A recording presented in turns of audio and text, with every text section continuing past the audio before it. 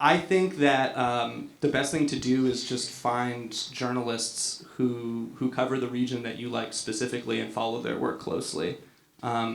It's very easy to fall into being overly critical about news outlets as a whole, but it's nice to find an individual person and get to know them and their work. And one thing that we have worked on the media and a sort of founding ethos of the show is that transparency is the new objectivity.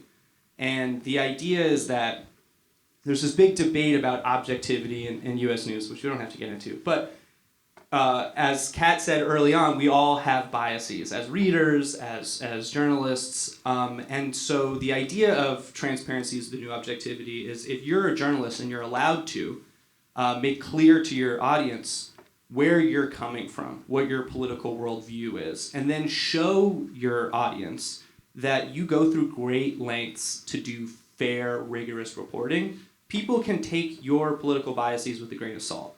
And they can say, this guy, he's like a liberal, but he does good work. And in my own experience, people have kind of said that to me. They'd be like, I really liked your work on this story, and I know that they are not a typical tote bag NPR listening person. It's complicated because a lot of news outlets, you're supposed to pretend that you're like an automaton or whatever, and you don't have political beliefs and you're independent and all that. But to the extent that you can, it's nice when you can just be real with people and say, like, I'm a human being, but I really try to do a good job when I report something.